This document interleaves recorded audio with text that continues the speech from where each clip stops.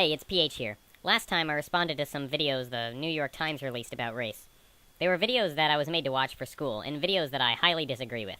So I'm gonna jump right in, and I'll be continuing my commentary on these videos. This next one is called A Conversation with White People on Race. Oh goody, this one's gonna be good.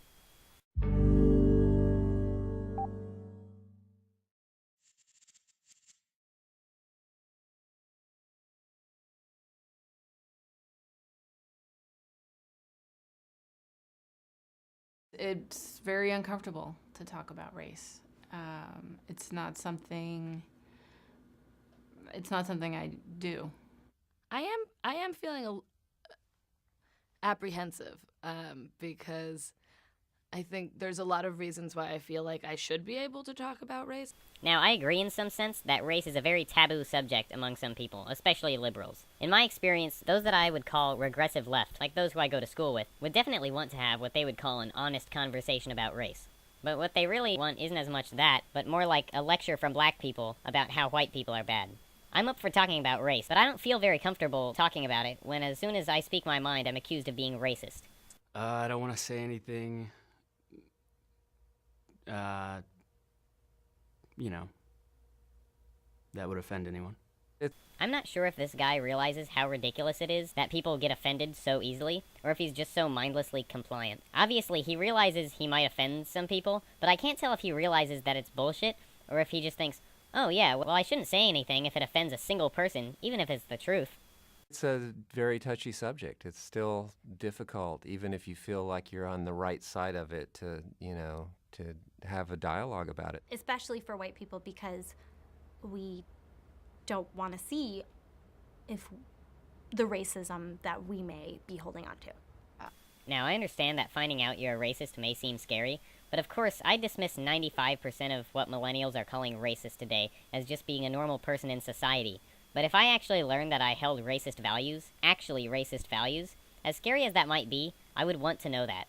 If I felt I was actually racist by nature, I would try to change that. That's why, though many people would probably criticize me for being an apologist for racism, I'm really not condoning racism in any way. I'm just arguing that I'm not racist. I don't know. Maybe I am racist. I certainly don't like to think that I am. And I think that's too because the perception, in this society, perception of a racist is a guy in a robe. Well, I'm not here to tell you that you're not a racist, because I don't know what thoughts float around in your mind. But I would say that New York Times' idea of a racist, or at least the people making this video, is probably different than my own. Now I understand that it's a system of advantages and disadvantages based on race. So as much as there's the disadvantage piece of it, there's the advantage piece of it, which is what I experience as a white person.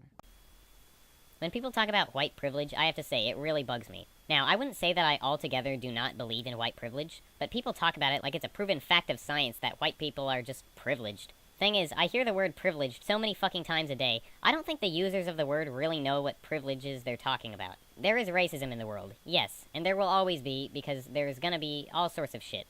But I don't think I believe in what we call systematic racism, because the word systematic implies that it's all black and white, and it's really not. One of the biggest stupidities in liberal culture is that we tend to look at problems in black and white. We're the good guys. I want to bring up race, and I want to bring it up in a frame that helps my children think that there's no difference. But the mere fact that I might be bringing it up could suggest that there is a difference. I remember asking a friend of my father's who's black why he was called black, because his skin was brown. And I've learned that lots of people that are white ask this question, and maybe they also received the answer that I got from my parents, which was like, oh my gosh, we're so sorry that she asked that, and it's just a term, like, move on. Wait, what? I'm not even understanding this. Why is this an offensive question? I mean, this is even a valid question. Why aren't black people called brown? I mean, white people aren't even white either. This question doesn't seem at all like it should be a big deal. I don't get it. One of my third grade students seemed pretty rocked after the Eric Garner case or death, and came up to me and said, you know, why, when you were little, like, were you worried about this stuff too? And I knew what he was talking about before. I mean, I didn't say, what do you mean, what stuff? I didn't want to, play dumb. And I said, no, like, I didn't have to be, and that's not fair. And that was really hard because he just kind of sat there, and it honestly seemed like the first time that he had considered the fact that not everyone had to think about race all the time. I don't want to get too far into this because race-driven police brutality is something I'm a little foggy on.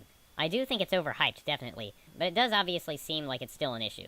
I would just say to stop bringing race into it as much, because a lot of the cases don't seem necessarily racist, just like a cop doing his job poorly. Because there's no way to really prove that it's because of race. You can't use these cases as solid evidence for racism in the police force. It does need to be addressed, but there's not much you can really do, except for train cops better and have bigger penalties for them. I do think, in most cases though, that if a black person isn't causing any trouble, police aren't going to target him specifically because of his race. I know that I'm white, and I guess I'm part of that collection. But I don't think about being white. I don't. I really did not know that I had a racial identity. I knew I was white.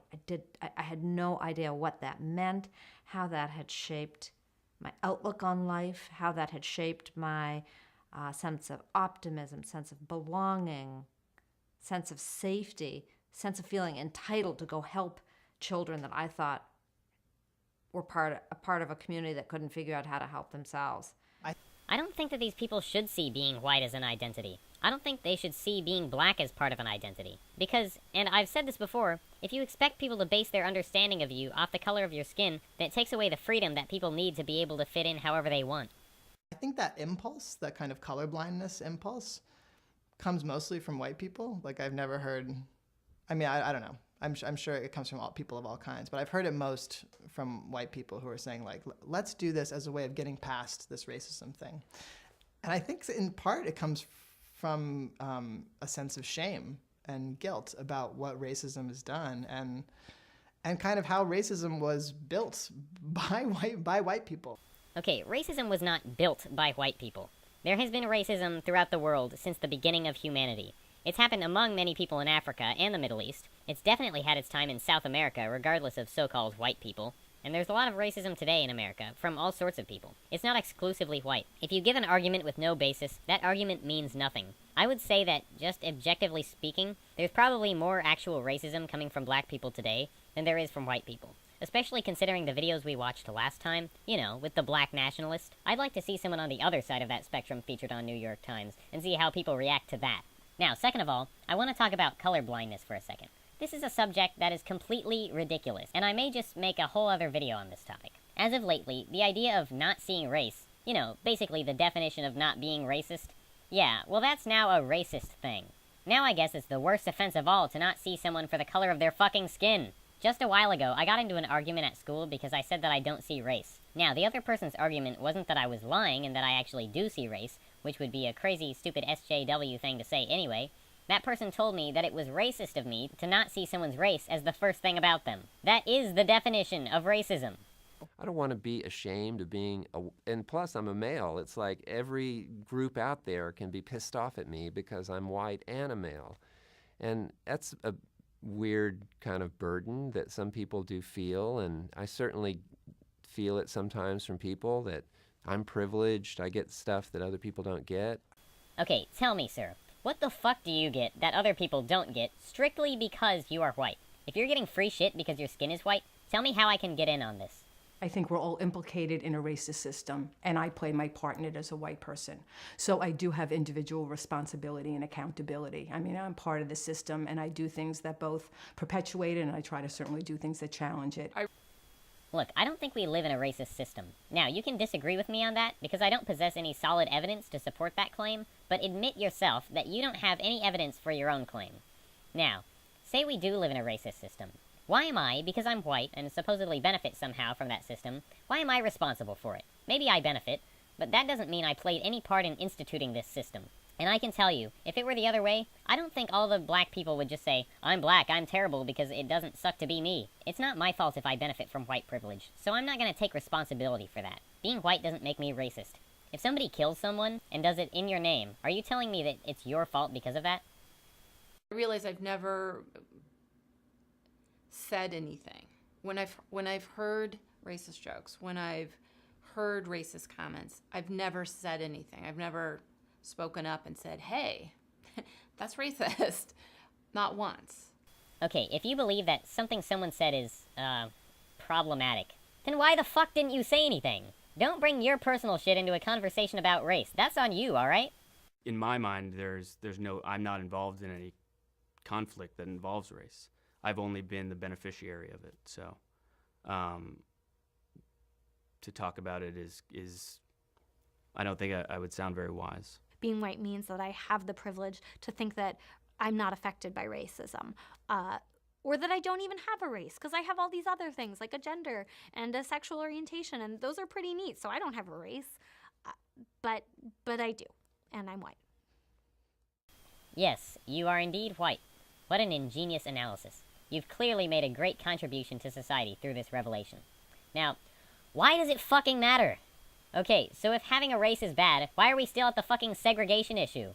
Why are we still talking about race and how black people are black and white people are white, when in your mind, and my mind, because it makes sense, not being labeled by the color of your skin is a privilege.